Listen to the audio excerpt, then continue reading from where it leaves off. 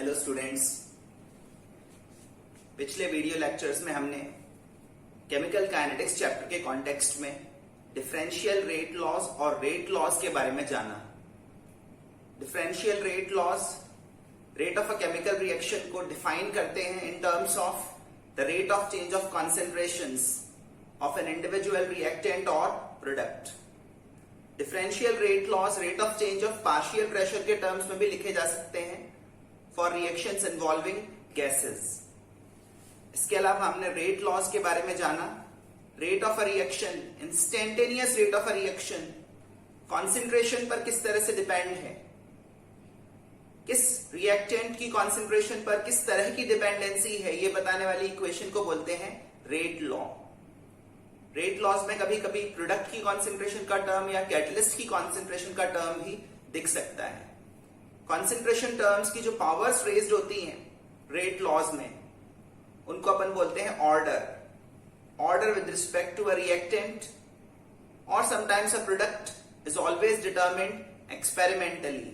Order is an experimental concept. Rate law में आने वाला जो प्रोपोर्शनैलिटी कांस्टेंट है स्मॉल के, उसको बोलते हैं रेट कांस्टेंट या स्पेसिफिक रिएक्शन रेट। उसका नाम स्पेसिफिक रिएक्शन रेट क्यों है ये भी हमने डिस्कस किया। हमने ये भी जाना कि रेट कांस्टेंट की यूनिट्स ऑर्डर ऑफ रिएक्शन पर डिपेंड करती हैं। कहने का मतलब अगर ऑर्डर ऑफ रिएक्शन पता हो तो हम रेट कांस्टेंट की डायमेंशंस बता सकते हैं, और डायमेंशंस ऑफ के पता हो तो हम ऑर्डर ऑफ रिएक्शन भी प्रिडिक्ट कर सकते हैं। के की यूनिट्स का एक्सप्रेशन बनता है mole to the power 1 minus n, litre to the power n minus 1 पर सेकेंड। ठीक है, तो ये रेट कांस्टेंट की डायमेंशंस हैं।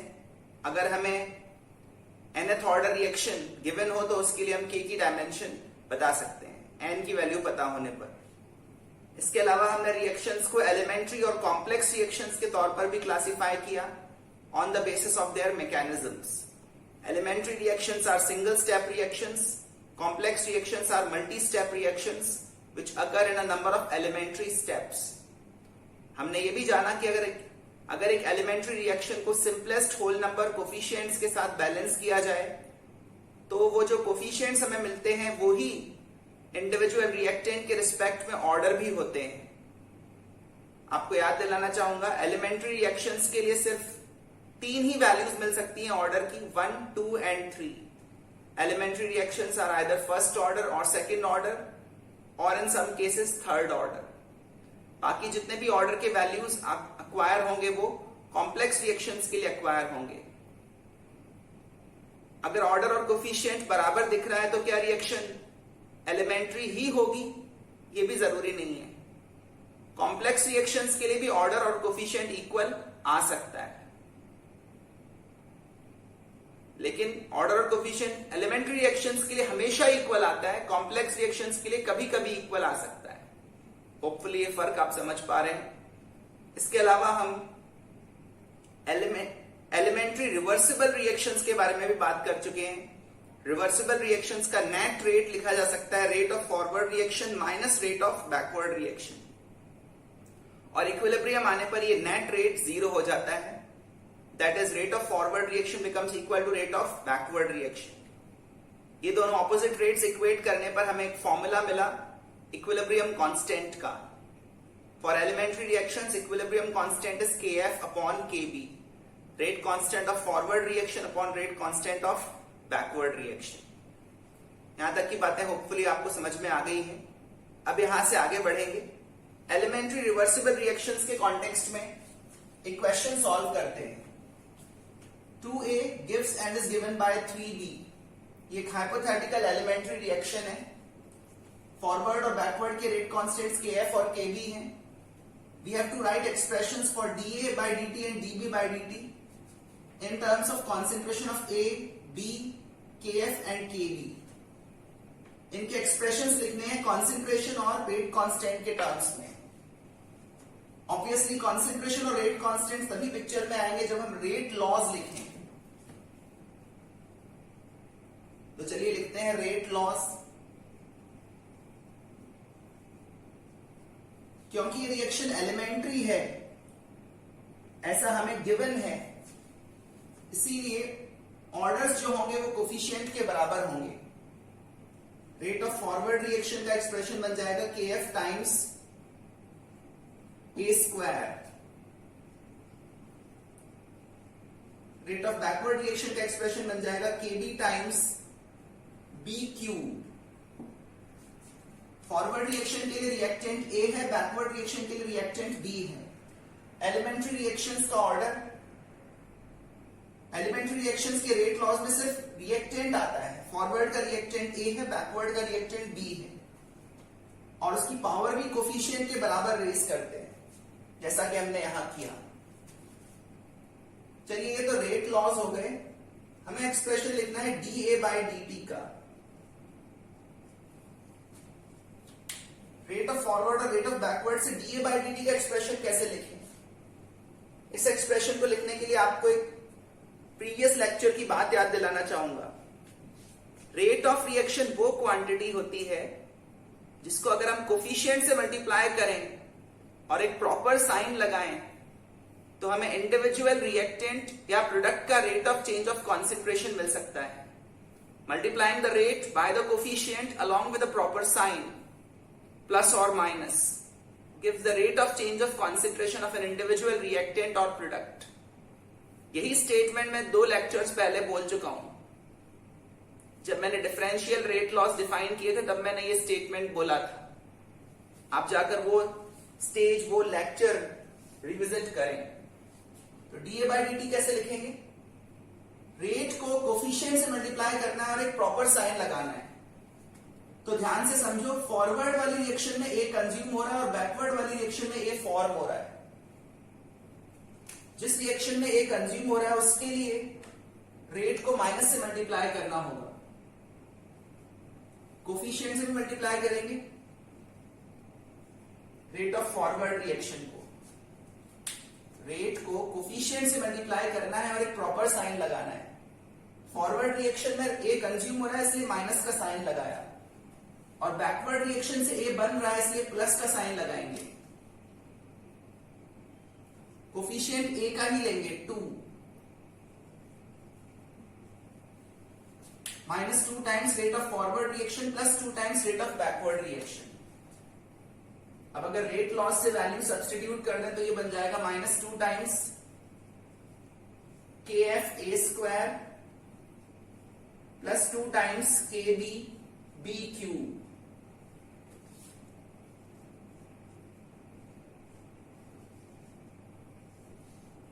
ये है dA/dt का एक्सप्रेशन।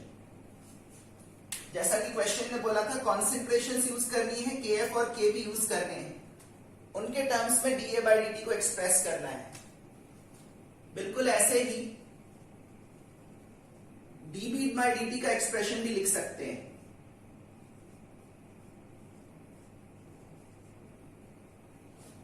रेट को कोफिशिएंट से मल्टीप्लाई करके एक प्रॉपर साइन लगाने से इंडिविजुअल रिएक्टेंट या प्रोडक्ट का rate of change of concentration मिल जाता है। अब ध्यान से समझो, फॉरवर्ड रिएक्शन से B बन रहा है और बैकवर्ड रिएक्शन में B कंज्यूम हो रहा है। जिस रिएक्शन से B बन रहा है उसके आगे, उसके रेट के आगे प्लस साइन लगाएंगे। जिस रिएक्शन में B कंज्यूम हो रहा है उसके रेट के आगे माइनस साइन लगाएंगे। तो प्लस साइन लगेगा फॉरवर्ड के आगे, कोफिशिएंट लिया जाएगा B का,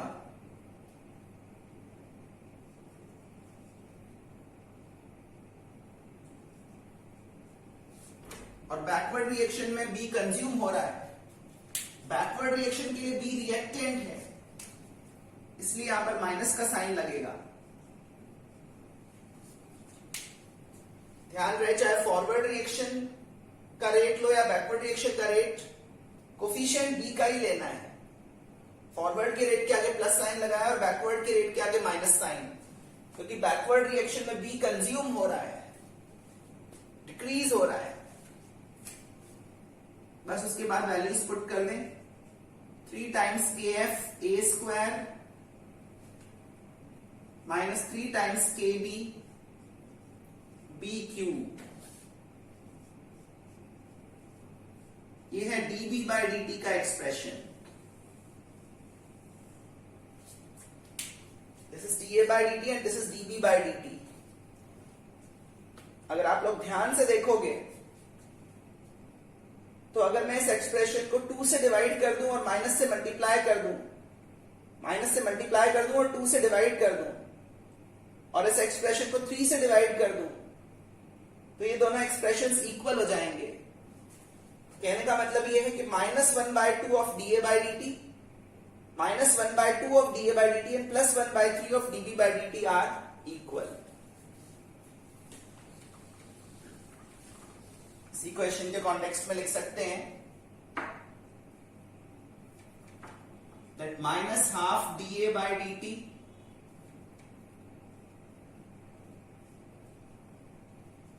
is equal to +1/3 dB/dt।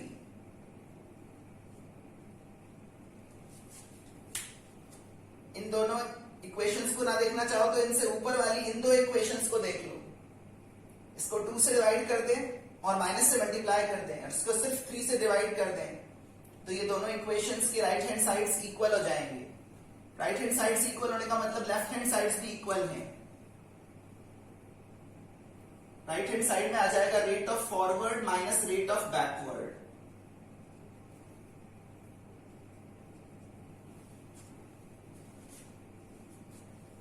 तो समझने वाली बात यह है कि जहां पर हम डिफरेंशियल रेट लॉज में पहले सिर्फ रेट लिखते थे, यहां रिवर्सिबल रिएक्शन के लिए हमने लिखा है rate of forward minus rate of backward. याद करो डिफरेंशियल रेट लॉ में इस तरह के एक्सप्रेशन में लेफ्ट में लिखते थे रेट, पर यहां लिखा है rate of forward minus rate of backward, क्योंकि ये रिएक्शन फॉरवर्ड भी जा रही है और बैकवर्ड भी। Rate of forward minus rate of backward को कह सकते हैं नेट रेट ऑफ रिएक्शन। ये 2a का कोफिशिएंट है और ये 3b का कोफिशिएंट है। इसी फॉर्म में तो हम लिखते थे डिफरेंशियल रेट लॉ, बस फर्क इतना है कि इरिवर्सिबल रिएक्शन में यहां सिर्फ रेट आता था और रिवर्सिबल रिएक्शन में यहां पर नेट रेट आएगा, rate of forward minus rate of backward. Hopefully आप ये क्वेश्चन सॉल्व करना समझ पा रहे हैं किस तरह से ये रेट लॉज लिखे। ऑर्डर को कोफिशिएंट के बराबर क्यों मान लिया?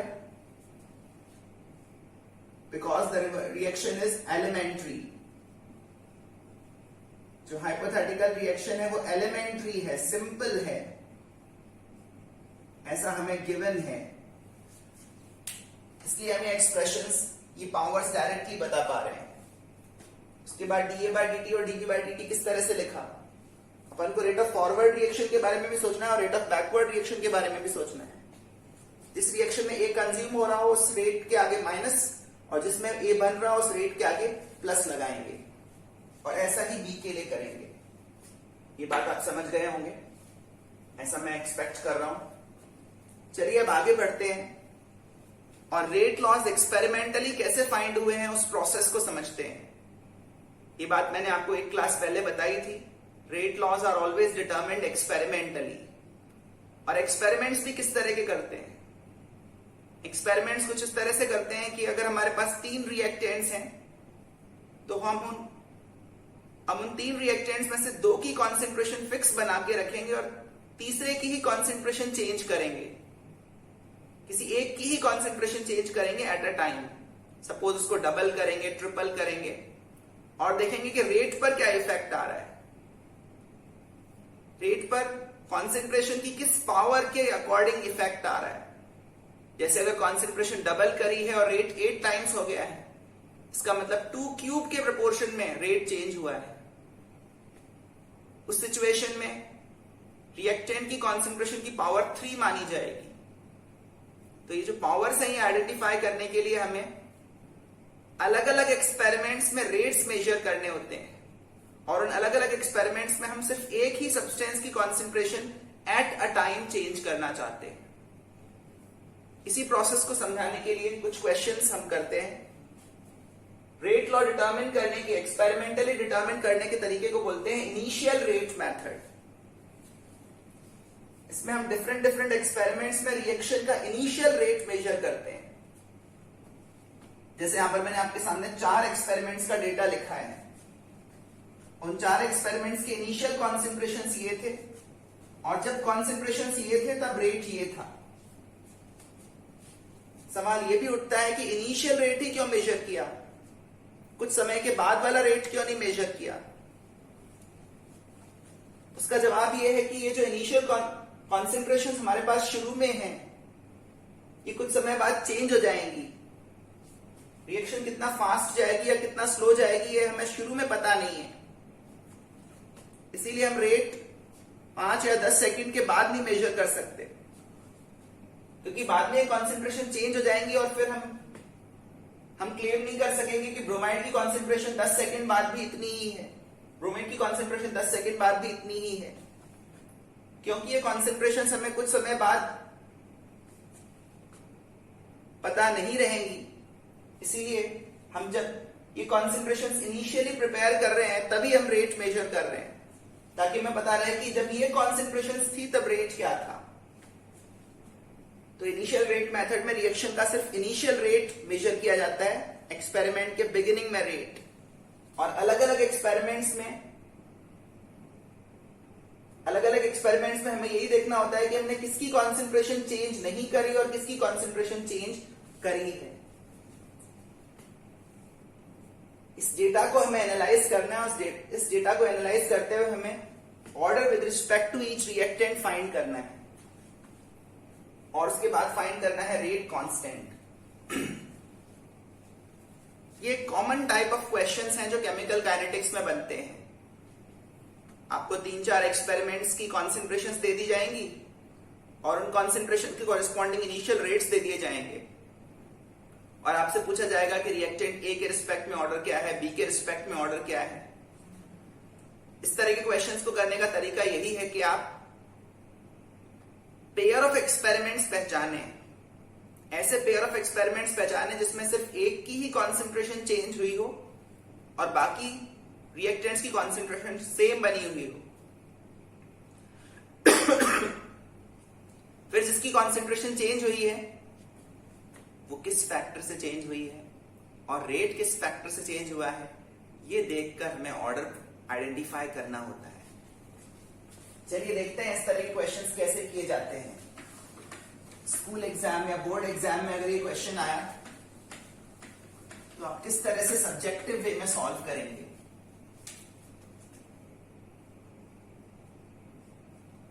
इस तरह के क्वेश्चंस को करने के लिए आप अज्यूम कर लीजिए कुछ एक्सपोनेंट्स, ऑर्डर्स को कुछ अननोन नंबर्स के फॉर्म में अज्यूम कर लो, x, y, z, p, q, r, a, b, c, whatever.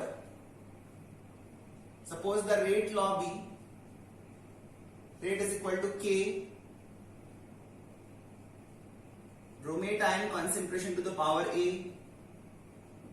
bromide ion concentration to the power b, hydronium ion concentration to the power c.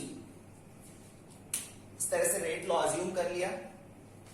उसके बाद पेयर वाइज एक्सपेरिमेंट सिलेक्ट करने हैं। कैसे करेंगे वो ज्यादा मुश्किल नहीं है। अगर आप इस डेटा को ऑब्जर्व करें तो पहला पेयर ऑफ एक्सपेरिमेंट जो हम सिलेक्ट करना चाहेंगे वो है 1 और 2। इसमें ब्रोमाइड और हाइड्रोनियम की कॉन्सेंट्रेशन अनचेंज रही, सिर्फ ब्रोमेट की कॉन्सेंट्रेशन चेंज हुई। आप देख सकते हैं सेकेंड एक्सपेरिमेंट में ब्रोमेट की कॉन्सेंट्रेशन डबल हुई। इस आयन को बोलते हैं ब्रोमेट, इसको बोलते हैं ब्रोमाइड, इसको बोलते हैं हाइड्रोनियम। होपफुली आप इन नामों से वाकिफ हैं। तो ब्रोमेट की कॉन्सेंट्रेशन डबल की गई है और रेट भी आप देखेंगे डबल हुआ है।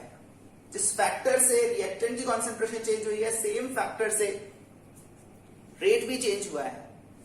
ऐसी सिचुएशन में ब्रोमेट की कॉन्सेंट्रेशन की पावर 1 होगी, क्योंकि अगर इसको डबल कर रहे हैं तो रेट भी डबल हो रहा है। डायरेक्ट प्रोपोर्शनैलिटी में चेंज आ रहा है। इसका मतलब ब्रोमेट की कॉन्सेंट्रेशन की पावर क्या रेज होने वाली है, 1। ये बात हम सिंपली इंस्पेक्शन से, ऑब्जर्वेशन से ही फाइंड कर पाए हैं। लेकिन अगर स्कूल एग्जाम में आएगा तो कैसे करोगे? इसके लिए आपको प्रॉपरली सारे स्टेप्स लिखने पड़ेंगे। फ्रॉम एक्सपेरिमेंट 1 एंड एक्सपेरिमेंट 2,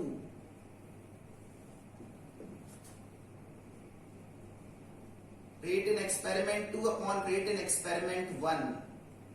हमको रेट्स डिवाइड करने हैं, और जब हम डिवाइड करेंगे तो k कैंसिल हो जाएगा, ब्रोमाइड आयन की कॉन्सेंट्रेशन का टर्म भी कैंसिल हो जाएगा और हाइड्रोनियम आयन की कॉन्सेंट्रेशन का टर्म भी कैंसिल हो जाएगा, क्योंकि इनकी कॉन्सेंट्रेशन चेंज नहीं हुई है। सिर्फ ब्रोमेट आयन की कॉन्सेंट्रेशन का टर्म रहेगा।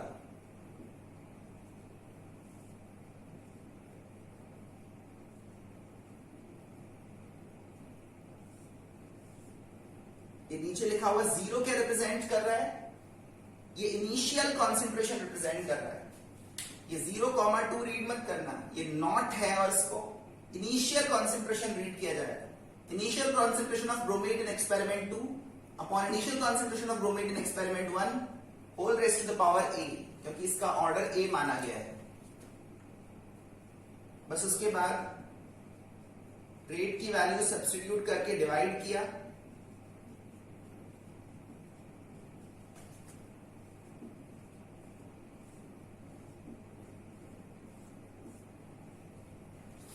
और देखा कि 2 टू द पावर a की वैल्यू 2 आ रही है, मतलब 2 to the power a equals 2 to the power 1।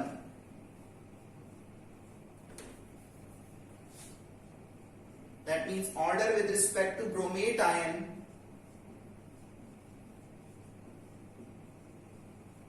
Is 1। बिल्कुल ऐसे ही अपन को दो पेयर ऑफ एक्सपेरिमेंट्स और सिलेक्ट करने हैं।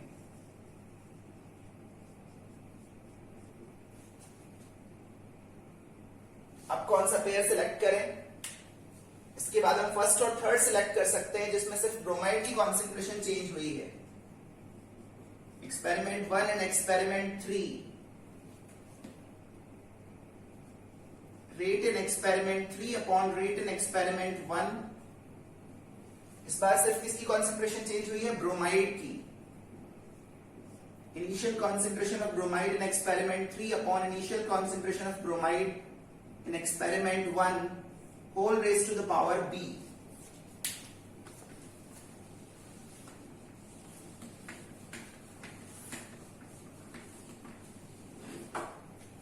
बस फिर वैल्यू सब्स्टिट्यूट करें।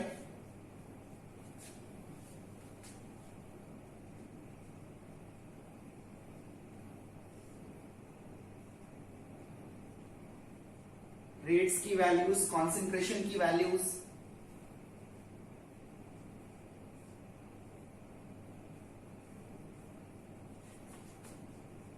अगेन आप देखेंगे 3 to the power b is equal to 3 आ रहा है, मतलब b की वैल्यू भी 1 है। Order with respect to bromide ion is also 1। Initial rate method के क्वेश्चंस डायरेक्ट ऑब्जर्वेशन से भी किए जा सकते हैं। यहां से ऑब्जेक्टिव क्वेश्चन भी आ सकता है और स्कूल एग्जाम में सब्जेक्टिव क्वेश्चन भी आ सकता है। अब सोचिए कौन सा पेयर ऑफ एक्सपेरिमेंट सिलेक्ट करना चाहोगे? एक बार ब्रोमेट चेंज हुआ, एक बार ब्रोमाइड चेंज हुआ, अब बारी है हाइड्रोनियम की। हाइड्रोनियम के लिए कौन सा पेयर ऑफ एक्सपेरिमेंट सिलेक्ट करें? वो होना चाहिए सेकंड और फोर्थ, जिसमें BrO3 माइनस अनचेंज है, Br माइनस अनचेंज है, बस हाइड्रोनियम चेंज हो रहा है। सेकंड और फोर्थ एक्सपेरिमेंट का डेटा यूज करते हैं।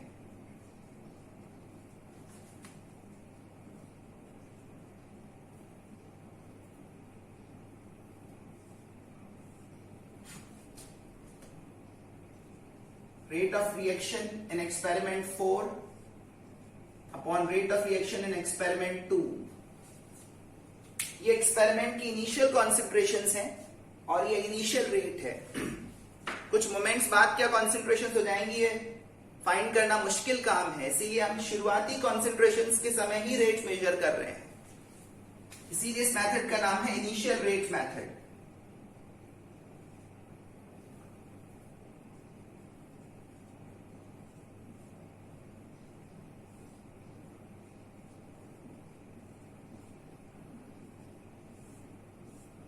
इस बार पावर C आइडेंटिफाई करनी है।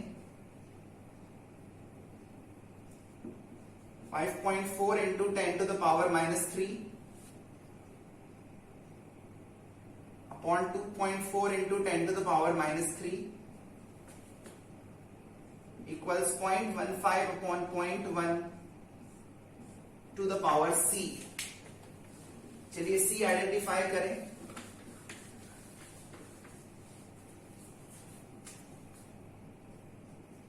आप देख सकते हैं ये 3/2 है,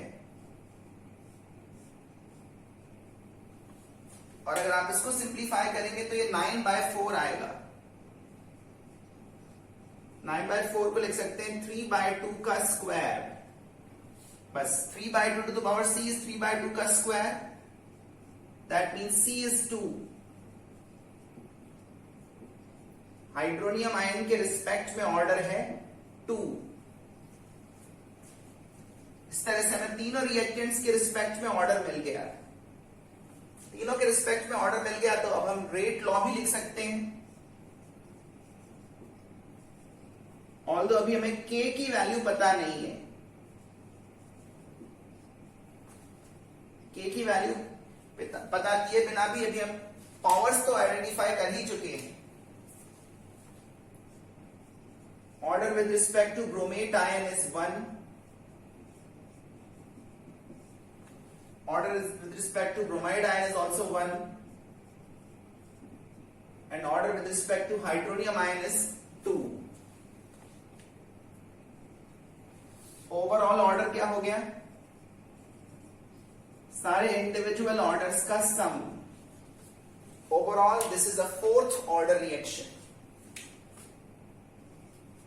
ये फाइंड करने के बाद आपको याद दिलाना चाहूंगा कि ये वाली रिडॉक्स रिएक्शन हमने पिछले वीडियो लेक्चर में मेंशन करी है, आपके नोट्स में ये होगी अगर आपने प्रॉपरली नोट्स बनाए हैं तो।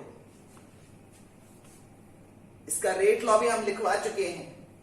ब्रोमेट के रिस्पेक्ट में ऑर्डर 1, ब्रोमाइड के रिस्पेक्ट में भी 1 और हाइड्रोनियम के रिस्पेक्ट में 2 या H+ के रिस्पेक्ट में 2।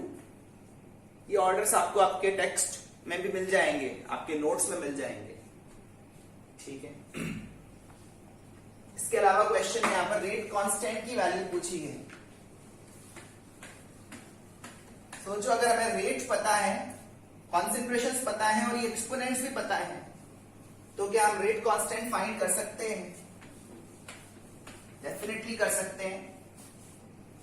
आप कोई से भी एक्सपेरिमेंट का 1 का 2 का 3 का या 4 का डेटा यूज करो, उसका रेट पुट करो, कॉन्सेंट्रेशंस पुट करो, आपको रेट कांस्टेंट की वैल्यू मिल जाएगी। लेकिन फिलहाल सबसे आसान नंबर्स एक्सपेरिमेंट 1 में दिख रहे हैं।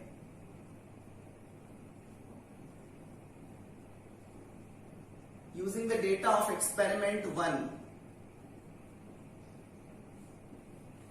एक्सपेरिमेंट 1 में आप देखेंगे रेट है 1.2 इंटू 10 to the power -3 molar per second,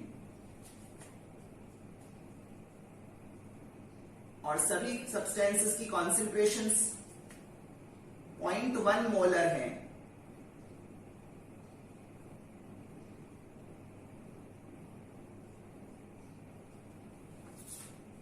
यहां से रेट कांस्टेंट आ जाएगा विद यूनिट्स कि 10 टू द पावर -4 होने जा रहा है। इसको नीचे लाएं, यहां पर नीचे 10 टू द पावर -4 हो जाएगा, ऊपर जाएगा 10 टू द पावर +4 हो जाएगा, जो कि अल्टीमेटली बन जाएगा 12 मोलर टू द पावर -3 पर सेकेंड, या फिर 12 लीटर क्यूब पर मोल क्यूब पर सेकेंड। ये 4th ऑर्डर रिएक्शन के लिए रेट कांस्टेंट की यूनिट्स होती है, और यह है रेट कांस्टेंट का मैग्नीट्यूड प्रॉपर यूनिट्स में। उम्मीद है इस तरह के क्वेश्चंस को करना आप समझ पाए होंगे। इस तरह के कई क्वेश्चंस एनसीईआरटी टेक्स्ट बुक में भी दिए हुए हैं, वो भी आप सॉल्व करिए। चलिए इस तरह का एक और क्वेश्चन करके देखते हैं। चलिए आगे बढ़ते हुए इनिशियल रेट लॉ मेथड पर, इनिशियल रेट मेथड पर बेस्ड एक और क्वेश्चन करके देखते हैं। सिमिलर टाइप का क्वेश्चन है। इस क्वेश्चन में भी ऑर्डर ऑफ रिएक्शन पूछा है, रेट कांस्टेंट पूछा है। इसके अलावा एक और चीज पूछी है, the initial rate for experiment 5। Experiment 5 में कॉन्सेंट्रेशंस गिवन है और इनिशियल रेट पूछी है। अगर हम रेट लॉ फाइंड कर लें, कॉन्सेंट्रेशन की पावर्स फाइंड कर लें और रेट कांस्टेंट भी फाइंड कर लें, तो उसमें वैल्यूज पुट करके हम रेट भी फाइंड कर सकते हैं। सोचिए, चलिए पहले तो आप ये क्वेश्चन ट्राई करिए वीडियो को पॉज करके, तभी आप समझ पाएंगे कि आपको कितना समझ में आया है, कितना सीखा है आपने। उसके बाद आप मेरा सॉल्यूशन देखिए। चलिए आते हैं सॉल्यूशन की तरफ। सब्जेक्टिव वे में सॉल्व करना है तो फिर से रेट लॉ अज्यूम कर लेना होगा।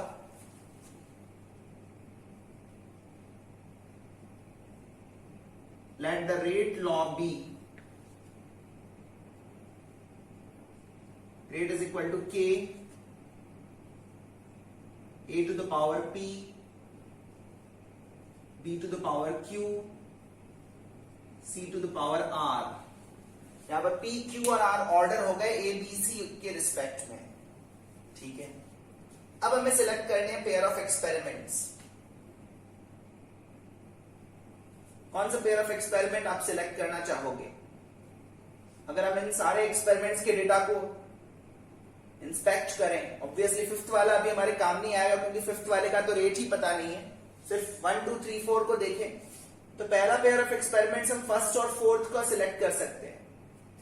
ऑब्जर्व करिए फर्स्ट और फोर्थ एक्सपेरिमेंट में ए और बी की कॉन्सेंट्रेशन चेंज नहीं हुई है, सिर्फ सी की कॉन्सेंट्रेशन चेंज हुई है।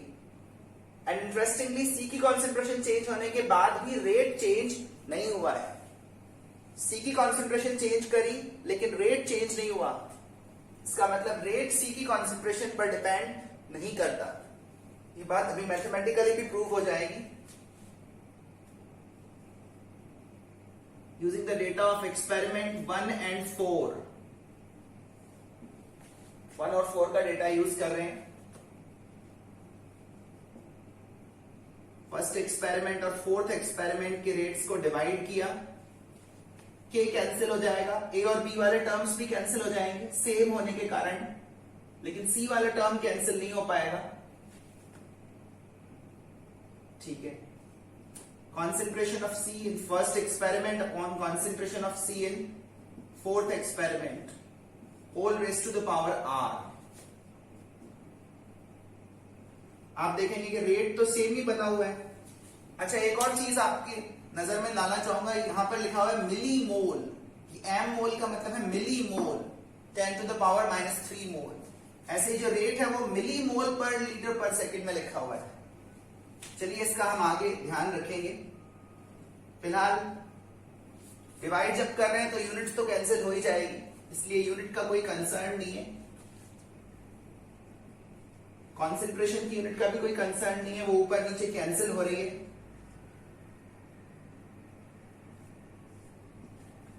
तो आप देखेंगे कि 7/4 टू द पावर r की वैल्यू 1 आ रही है, और 1 को लिख सकते हैं 7/4 टू द पावर 0,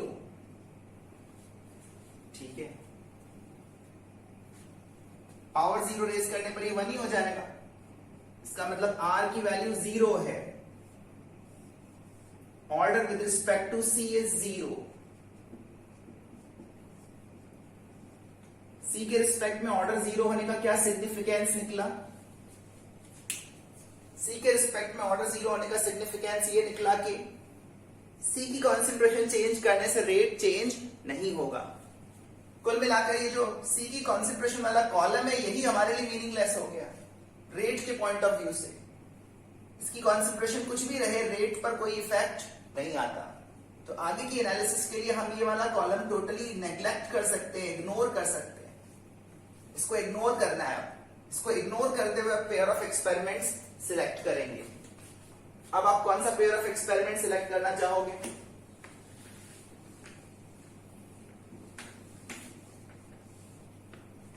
फर्स्ट और सेकंड भी कर सकते हैं।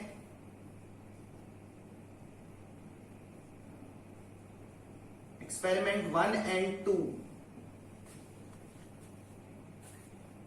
इसमें आप देखेंगे कि कॉन्सेंट्रेशन को डबल करने पर रेट भी डबल हो रहा है। इस बार मैं एक स्टेप स्किप करते हुए रेट को डायरेक्ट सब्स्टिट्यूट कर रहा हूं। उम्मीद है आप समझ पाएंगे। ए के रिस्पेक्ट में ऑर्डर अपन ने P माना था, तो 20/10 to the power P equals 4/2। तो तो बहुत ही क्लियर है, ए को डबल किया है, रेट भी डबल हुआ है, सेम प्रोपोर्शन में चेंज आया है। सेम प्रोपोर्शन में चेंज आने का मतलब ऑर्डर 1 है, P is 1, order with respect to A is 1।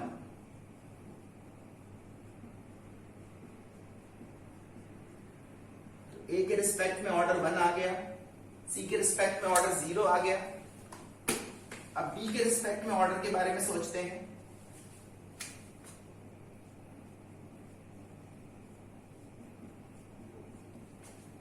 इसके लिए कौन सा पेयर ऑफ एक्सपेरिमेंट सिलेक्ट करें? C वाला कॉलम तो देखना ही नहीं है। अब ऐसा कॉलम सिलेक्ट करना है जिसमें B चेंज हो रहा हो और A चेंज ना हो रहा हो, तो उसके लिए आप फर्स्ट और थर्ड ले सकते हैं। ठीक है, from experiment 1 and 3 A constant है, B डबल हुआ है और रेट आप देखेंगे 8 टाइम्स हुआ है।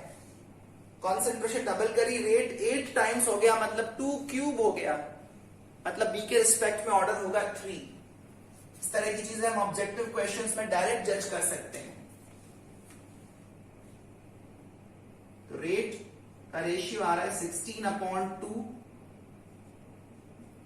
कॉन्सेंट्रेशन का रेशियो है 200/100, B का एक्सपोनेंट Q रहेगा, मतलब 2 to the power Q is 8, which is 2 cube. Order with respect to B is 3. तो A के रिस्पेक्ट में 1, B के रिस्पेक्ट में 3 और C के रिस्पेक्ट में 0। ये आ गए ऑर्डर्स। और ये ऑर्डर्स आने के बाद हम लिख सकते हैं रेट लॉ।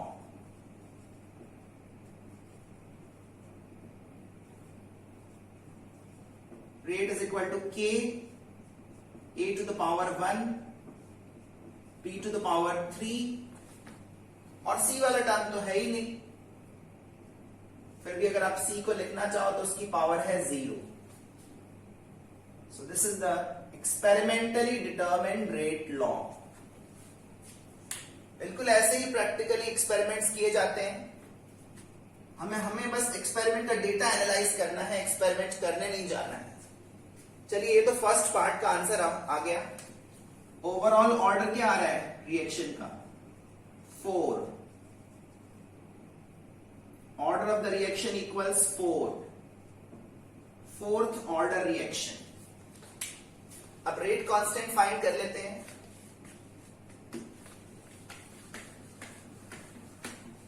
रेट कांस्टेंट बिल्कुल वैसे ही फाइंड होगा जैसा पिछले क्वेश्चन में किया था। किसी भी एक एक्सपेरिमेंट का डेटा यूज कर लें। अभी फर्स्ट एक्सपेरिमेंट का डेटा यूज करना ही आसान लग रहा है।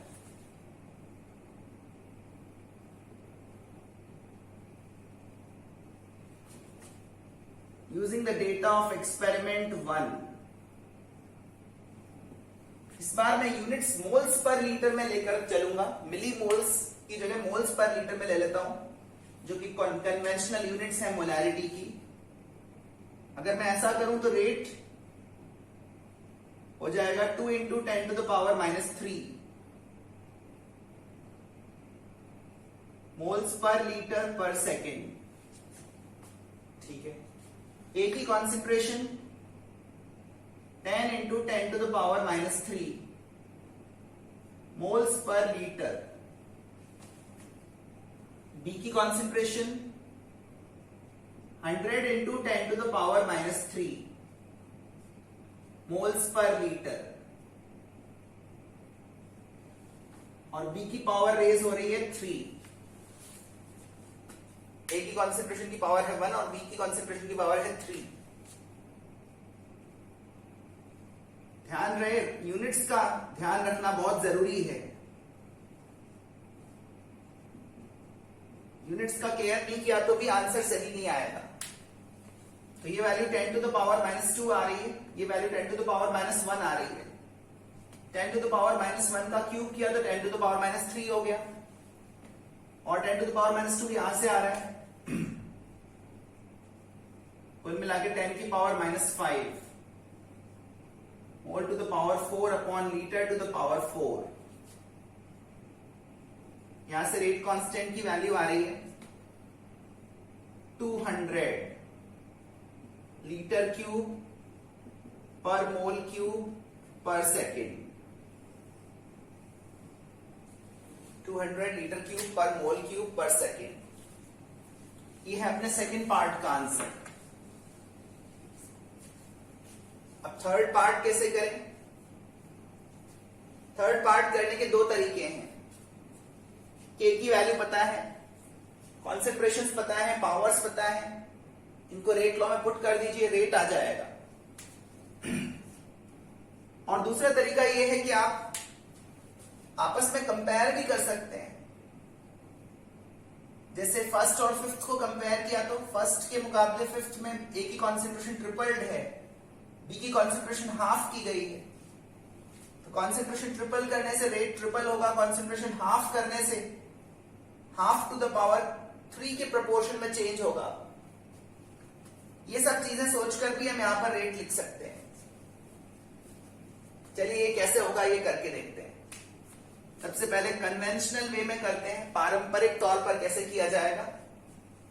पारंपरिक तौर पर लोग बस के की वैल्यू लेंगे, कॉन्सेंट्रेशंस लेंगे और सब्स्टिट्यूट करेंगे ताकि रेट मिल जाए।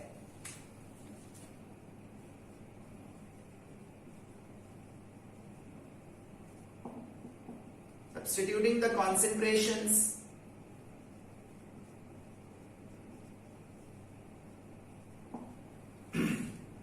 in the rate law. Rate law में कॉन्सेंट्रेशंस पुट कर दी।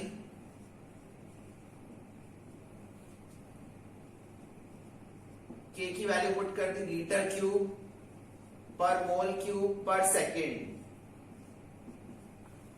ए की कॉन्सेंट्रेशन है 30 into 10 to the power -3 moles per litre. Sorry, इसकी पावर 1 है। और बी की कॉन्सेंट्रेशन है 50 into 10 to the power -3 moles per litre. 10 की पावर -3 क्यों लगा रहा हूं ये आप समझ पा रहे होंगे, क्योंकि ये वैल्यू मिली मोल पर लीटर में है और इसको मैं मोल पर लीटर में लिख रहा हूं। ठीक है, तो चलिए इवैल्यूएट करें। 200 इंटू 50, 200 इंटू 50 कर लिया जाए तो 10,000 हो जाएगा। 10,000 उसमें ये 10 की पावर -3 मिला दे तो 10 हो जाएगा। और सॉरी, ये क्यूब है, थोड़ा ध्यान से करना पड़ेगा। ये तो है 200, ये 3 इंटू 10 टू द पावर -2, ये 5 इंटू 10 टू द पावर -2 है और 5 का क्यूब करना पड़ेगा। 5 का क्यूब हो जाएगा 125।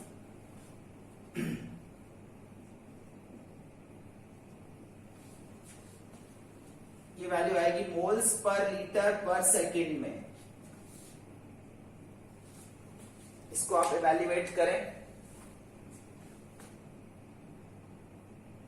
इसमें ये मिलाओगे तो 2 हो जाएगा, 2 इंटू 3 6 हो जाएगा, 6 इंटू 125, 6 इंटू 125 मतलब 250 इंटू 3 विच इज 750।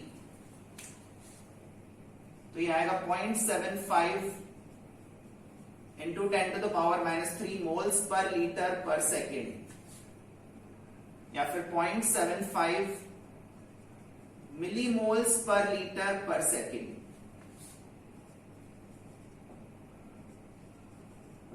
ये है रेट ऑफ रिएक्शन की वैल्यू।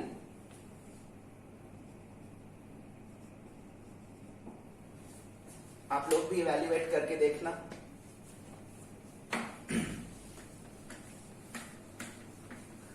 ये तो है एक तरीका। दूसरा तरीका क्या होगा इस क्वेश्चन को करने का?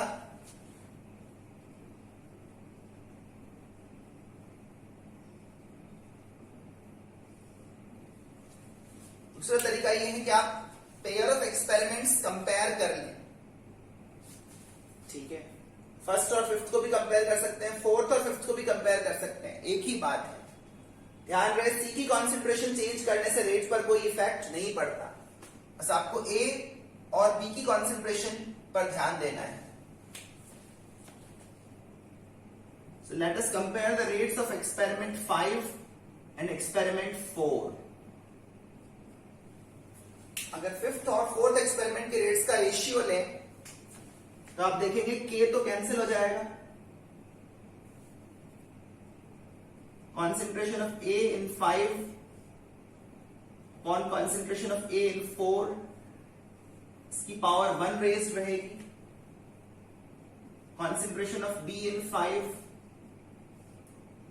upon concentration of B in experiment 4, इसकी पावर 3 रेज्ड रहेगी। C वाला टर्म तो है नहीं, और रेशियो लेना तो आसान है। फिफ्थ और फर्स्ट फोर्थ एक्सपेरिमेंट्स में ए की कॉन्सेंट्रेशन का रेशियो है 30/10, और यहां पर है 50/100, फिफ्थ अपॉन फोर्थ कर रहे हैं, ध्यान रहे। तो ये हो गया 3 और ये 1/2 का cube 1/8। So rate of experiment 5 is 3/8 times rate of experiment 4. मतलब 3/8 times 2 मिलीमोल पर लीटर पर सेकेंड।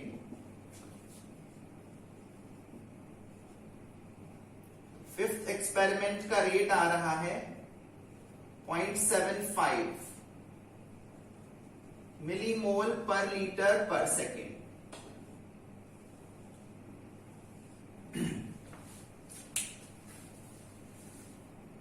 इस तरह से वैल्यू आ जाएगी। तो चाहे अपन डायरेक्ट कॉन्सेंट्रेशन सब्स्टिट्यूट करके करें या फिर कंपेयर करके करें, रेट्स का रेशियो लेकर करें, आंसर तो सेम ही आएगा। पर ये रेशियो लेने वाला मेथड ज्यादा स्मार्ट है, ऑब्जेक्टिव क्वेश्चंस में भी आपकी मदद करेगा। उम्मीद है ये क्वेश्चन करना आप समझ पा रहे होंगे। तो इस तरह के क्वेश्चंस इनिशियल रेट मेथड पर बनते हैं।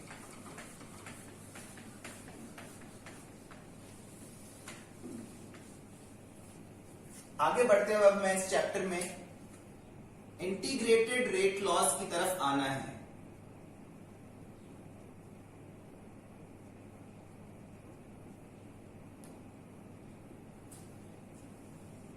Integrated rate laws. अभी तक हमने डिफरेंशियल रेट लॉस के बारे में जाना जो कि रेट ऑफ रिएक्शन की डेफिनेशन है, रेट लॉस के बारे में जाना जो कि रेट और कॉन्सेंट्रेशन के बीच का रिलेशन है। अब इंटीग्रेटेड रेट लॉस के बारे में जानेंगे। ये रेट लॉ वर्ड इस चैप्टर में हम तीसरी बार और तीसरे सेक्शन में सुन रहे हैं। Differential rate law and now integrated rate law. Integrated rate law हमें देता है concentration as a function of time.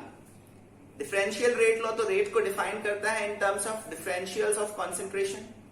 Rate law rate और कॉन्सेंट्रेशन का रिलेशन है, और इंटीग्रेटेड रेट लॉ क्या है? कॉन्सेंट्रेशन और टाइम का relation. Integrated rate laws give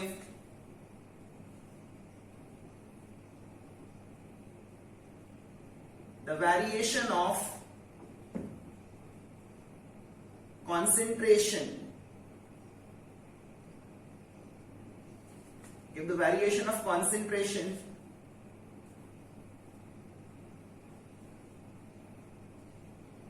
as a function of time।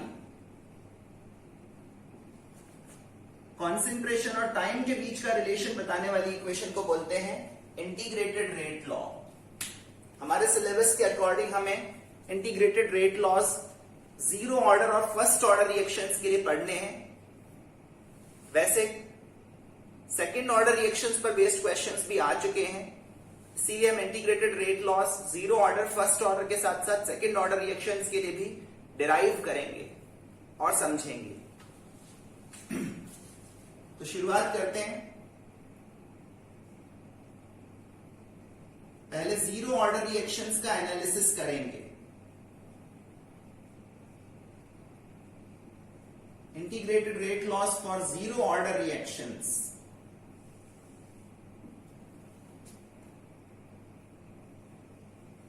एक hypothetical reaction consider करते हैं. Let A going to B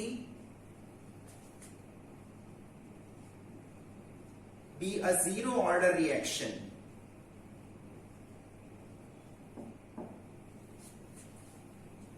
अच्छा सोचिए, जीरो ऑर्डर रिएक्शंस एलिमेंट्री होंगी या कॉम्प्लेक्स? वैसे तो जीरो एक सिंपल नंबर लगता है, इसलिए कुछ लोग सोचते हैं कि जीरो ऑर्डर रिएक्शन तो एक सिंपल रिएक्शन होनी चाहिए, एलिमेंट्री रिएक्शन. लेकिन ये सही नहीं है. Zero order reactions complex reactions होती हैं, क्योंकि इनमें जो ऑर्डर है वो कोफिशिएंट के बराबर तो डेफिनेटली नहीं हो सकता. किसी भी सब्सटेंस का कोफिशिएंट जीरो तो नहीं हो सकता. और अगर ऑर्डर और कोफिशिएंट सेम नहीं है, order is not equal to coefficient, then the reaction must be a complex reaction. ये बात आप याद रखिएगा. तो ये कॉम्प्लेक्स रिएक्शन है, जीरो ऑर्डर रिएक्शन. काइनेटिक्स के सभी प्रॉब्लम्स में हम ये मानते हैं कि शुरू में हमारे पास सिर्फ रिएक्टेंट था, प्रोडक्ट नहीं था. Eight any general time t, अगर A में x अमाउंट से डिक्रीमेंट आया है तो B में x अमाउंट से इंक्रीमेंट आया है. यह है concentration of A at any time t और यह है concentration of B at any time t. आप देख सकते हैं अगर मैं इन दोनों वैल्यूज को ऐड करूं तो मुझे A नॉट मिल जाएगा.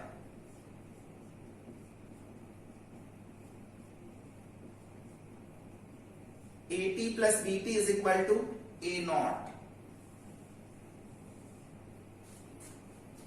जितनी भी इंपॉर्टेंट इक्वेशंस है मैं उनको हाईलाइट करता रहूंगा और मार्क करता रहूंगा, नंबरिंग देता रहूंगा. तो A at any time t plus B at any time t की वैल्यू A नॉट आ रही है इस तरह की रिएक्शन में, A going to B type की रिएक्शन में. इस तरह की इक्वेशन लिखने का फायदा यह है कि अगर मैं A as a function of time derive कर लूं तो A as a function of time यहां पर सब्स्टिट्यूट करके मुझे B as a function of time भी मिल जाएगा. A का फॉर्मूला सब्स्टिट्यूट करके मैं B की कॉन्सेंट्रेशन भी फाइंड कर सकता हूं.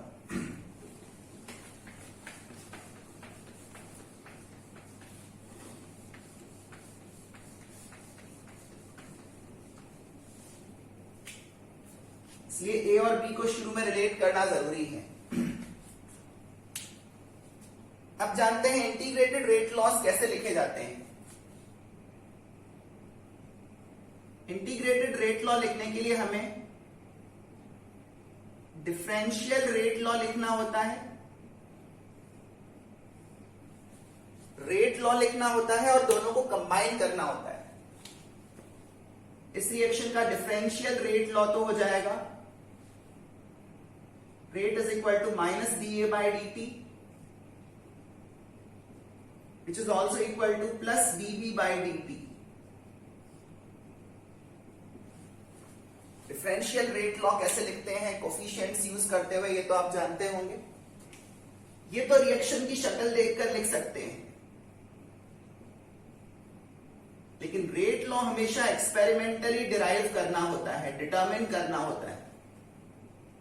इस रिएक्शन के लिए मान लो एक्सपेरिमेंटली ये पता चला कि रेट कॉन्सेंट्रेशन पर डिपेंडेंट नहीं है.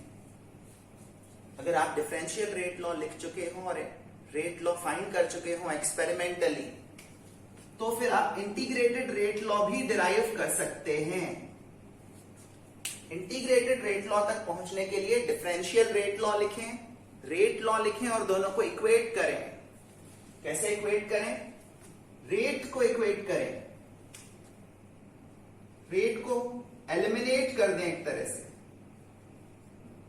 ऐसा करने पर एक इक्वेशन बन रही है minus dA by dt is equal to k. इसमें a नहीं है.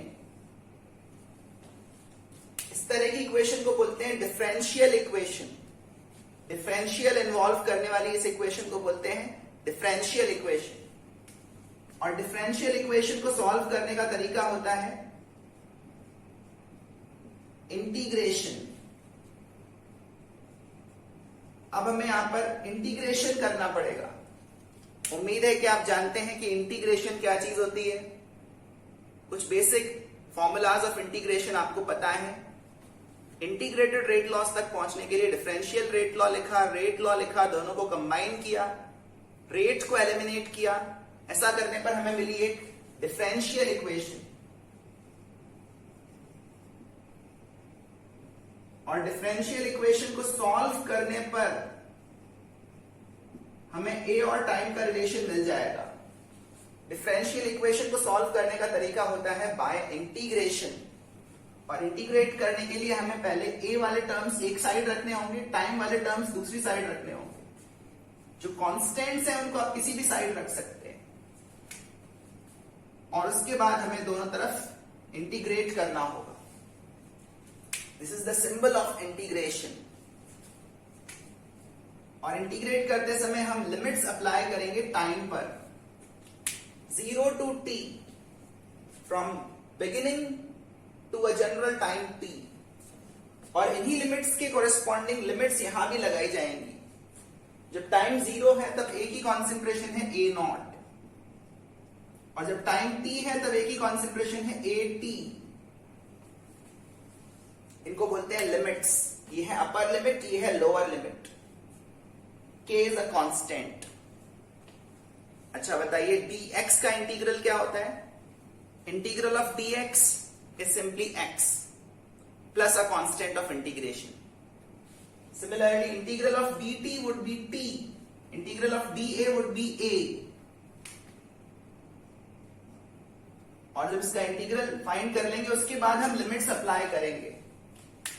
यहां पर मैं ये मान रहा हूं कि आपको इंटीग्रेशन का कुछ बेसिक नॉलेज है और आपको लिमिट्स अप्लाई करना भी आता है। अपर limit minus lower limit apply करने पर लेफ्ट हैंड साइड बन जाएगा at माइनस a0, और राइट हैंड साइड बन जाएगा minus kt। Upper limit minus lower limit करने पर यहां पर at है a at any general time t। उसका फॉर्मूला बन रहा है at is equal to a0 minus kt।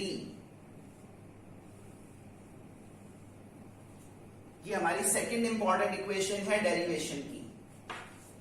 ध्यान से देखिए, ये हमें बता रही है concentration of A as a function of time.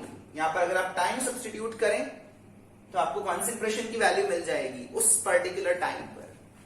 Concentration और टाइम के बीच के इसी रिलेशन को बोलते हैं इंटीग्रेटेड रेट लॉ। चलिए पूरी प्रोसेस आपको एक बार फिर समझाता हूं। इंटीग्रेटेड रेट लॉ लिखने के लिए पहले डिफरेंशियल रेट लॉ लिखें, फिर एक्सपेरिमेंटली डिटरमिन्ड रेट लॉ लिखें, दोनों को कंबाइन करें, रेट को एलिमिनेट करें, फिर आपको मिलेगी एक डिफरेंशियल इक्वेशन। उस डिफरेंशियल इक्वेशन में कॉन्सेंट्रेशन वाला टर्म एक साइड रखें, टाइम वाला टर्म दूसरी साइड रखें। इसको बोलते हैं separation of variables. Constant term को आप किसी भी साइड रख सकते हैं, और उसके बाद दोनों तरफ करें integrate. Concentration on one side, time वाले terms on the other side, and then integrate. Time पर हमेशा लिमिट्स लगानी है 0 से t, और कॉरेस्पॉन्डिंगली a पर लिमिट्स लगेंगी a0 से at।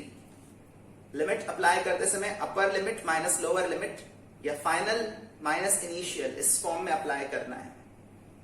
जब हमने ऐसा किया तो हमें ये इक्वेशन मिली है for zero order reaction, at is equal to a0 minus kt। इस तरह की और इक्वेशंस और इंटरप्रिटेशंस हम नेक्स्ट वीडियो लेक्चर में देखेंगे। आज हमने इनिशियल रेट मेथड पर बात करी और इंटीग्रेटेड रेट लॉस डिराइव करने की प्रोसेस समझी। ये चीजें आप अच्छे से समझिए, क्लास के एग्जाम्पल्स आप खुद से करिए, एक बार फिर करिए, तभी आपको चीजें बेहतर समझ में आएंगी। नेक्स्ट क्लास में हम इंटीग्रेटेड रेट लॉस में डीपर एंटर करेंगे, फर्स्ट ऑर्डर रिएक्शंस के लिए इंटीग्रेटेड रेट लॉस डिराइव करेंगे। तब तक आप यहां तक की चीजें रिवाइज करें। मिलते हैं नेक्स्ट क्लास में। Thank you very much.